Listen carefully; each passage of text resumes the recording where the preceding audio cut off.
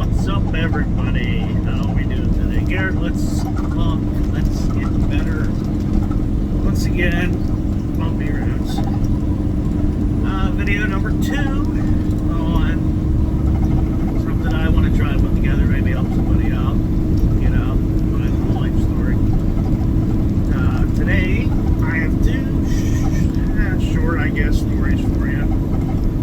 We're going to focus on the overdose addiction side of things, on how it affects first responders and what we see, and what families on the other side of things. It's going to be one sad story, I guess, that people know as well. And the second story, that pans out a little better. So I guess we'll just jump into it. First one, overdose. I want to say I was about 18 or 19. And the gentleman was a younger kid. He was 16 or 17 years old. He, for the life of me, I don't even remember what it was.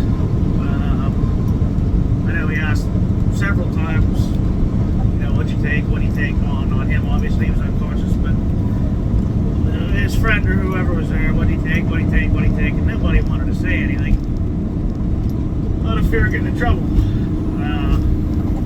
I just want to let everybody know that if you are with somebody that's overdosed and you know what substance they had consumed,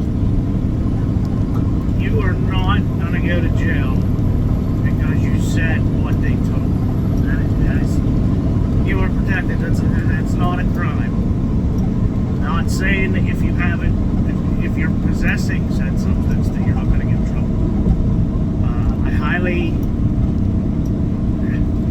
That's a crapshoot. I highly doubt that they're going to search you, but in that very moment, that's the most important thing you can do, especially if you consider that person that is overdosed a friend.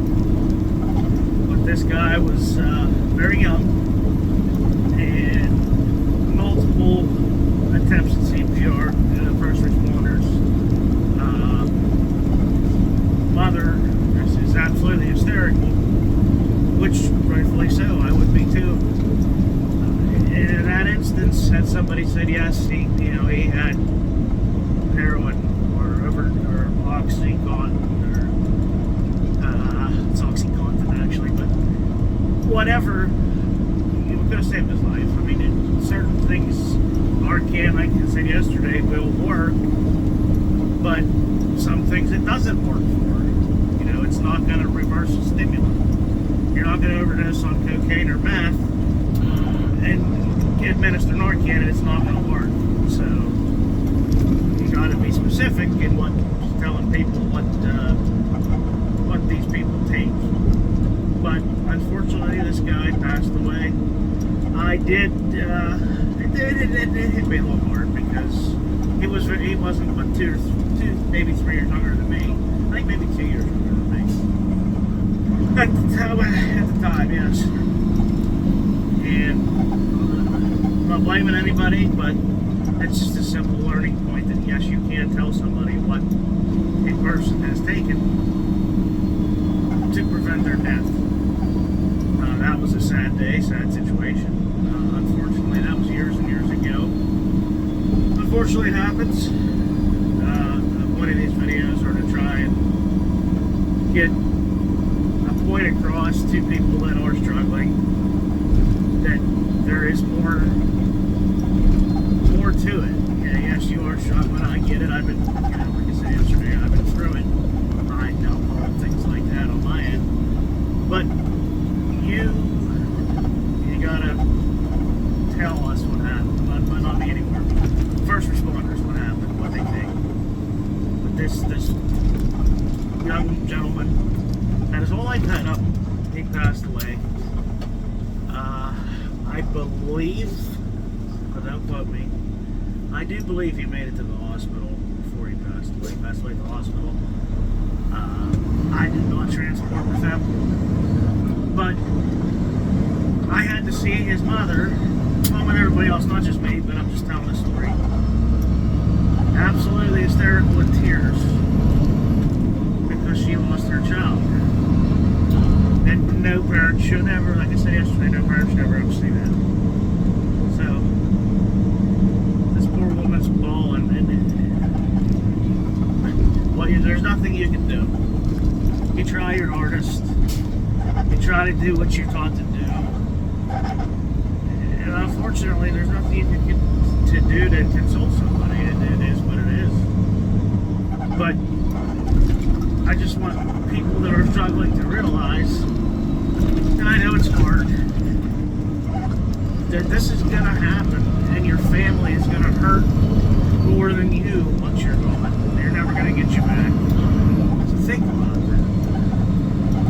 It doesn't matter what age you are, but it's specific, or yeah, like I talk today, it's especially hard to lose your child at such a young age with something that is preventable. And I haven't talked to her in a long time. I did attend the funeral.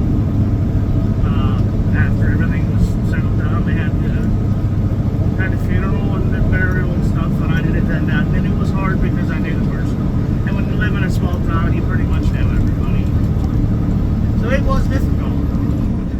And that, it affected me in the long run because it's just the first of many things that can pile up. Once you got what you see, you do. What you deal with after the fact. So the point is, please, please, please, help. If you're struggling, ask for help. If you want to stop, you can stop without, the terrible, terrible pain of withdrawal. There are programs that will help you, and they do give you, I don't know what exactly anymore. I'm not going to say that I do or elaborate on what substances or medications that they call them the medications they give you to help with that. But ask for help. It's out there. I can find it for you if you need help. You want to call. Like I said before, I'm trying. If people start checking these videos out, put my information in there, or me, and I haven't had time to really figure it out. I just upload it as I do them. But yeah, just reach out. No mother should have to see that. I mean, he was 17 years old, I believe, and his poor mother stood there and cried hysterically, and there's nothing you can do, and that pains me. Even as an 18-year-old kid, I guess, myself, at the time, that was hard. You didn't know what to do. So just think about it. Think about what you're doing to other people. That was a big one. And know that you can absolutely tell somebody what a person has taken without fear of criminal,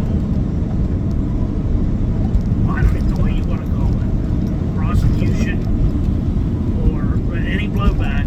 You can. You're protected. And that would have saved, I'm not saying it would have, but in a lot of instances it could, or it does save people's lives. Story number 2. It's a little better. It's a little more comical to a point. I mean, no overdose was ever funny, but I guess the events of the story is funny. We are dispatched to a cardiac arrest, which 90% of these go out as cardiac arrests. Because that's what it is. I mean, your heart essentially is not beating. So you're in cardiac arrest. A lot of people don't know the difference between a heart attack and cardiac arrest. I won't get into that today. We get there. He was in his 20s. Still fairly younger person. If anybody watches this and I get this story a little mixed up, please correct me if you were there.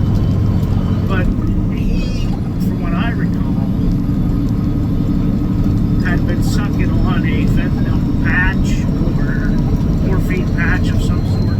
I'm pretty certain it was fentanyl. And overdosed. So we get, dispatch, we're there, and this gentleman he's basically dead. His heart's not beating. We're doing, compressions and breaths, and I don't remember if they had an AED there. I mean, we always do, but I don't remember, exactly what the events were that transpired. But they pushed Narcan. This guy wakes up, jumps up, and runs out the door. They're gone. It's like, where did he go? Like, we're dumbfounded. So we gotta chase this guy down out in the woods to get him, because Narcan's temporary. It blocks the opioid receptors in your brain, and if you take enough of an opioid, you're gonna go back into your overdose. It's like you have to treat it beyond that point. But it was just comical that, well, he's awake, and bam, out the door he goes. The brighter side of that story is he did survive. He was transported. He was treated. I didn't know this fellow personally. I really didn't. Well, I didn't know him at all, other than hear the name here and there. But he did survive, and as far as I know, after that he did seek help, treatment, and to this day he's doing it good. As far as I know, he's not he's not in an active addiction. He's doing well, doing good for the community, has a job, and that was a number of years ago as well. But that's just a positive story that, see, it can happen, and I do believe, now everything happens so fast at this one that, excuse me, I really don't recall exactly what happened, but I think whoever was there with him did say what he had taken. Nothing happened to him, as far as I was aware. And it just goes to show you, look at that. Push Narcan, guy runs out the door. That's how fast it can happen, how fast it can work.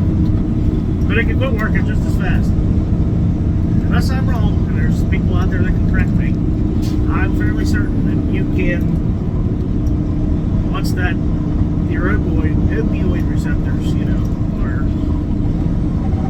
you don't have Narcan anymore, you could slip back into your overdose.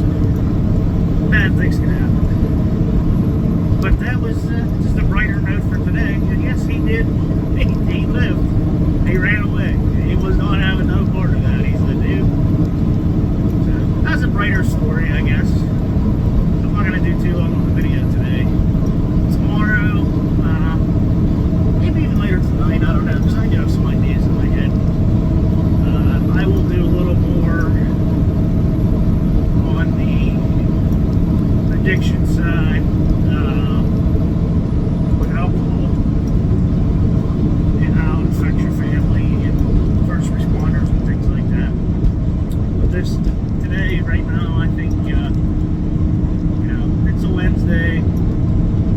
I think that was a funny way to end this video. So you ever come across somebody, give them Narcan because you suspect an overdose, so they jump up and run away. It's normal, it can't happen. And you can't help but laugh sometimes because you're so dumbfounded. You're like, where did this guy go? I can't find him. And the long and short of it, yes, we did find him. He did survive. As far as I know, he's still doing good, alive, well, and life is good. So just remember, stay positive, stay healthy. Don't be afraid to ask for help. Don't be afraid to talk, and you can talk to people that aren't, obviously you have to trust the person. They're not going to turn on you, so to speak, or whatever, but if you genuinely need help, you can't talk to people without fear of repercussions. It's just, I'm one of those people. So, reach out, we'll help out the best we can. Remember, talking, for me, wasn't a big help talking to somebody, talking to you guys, but it may be for somebody else.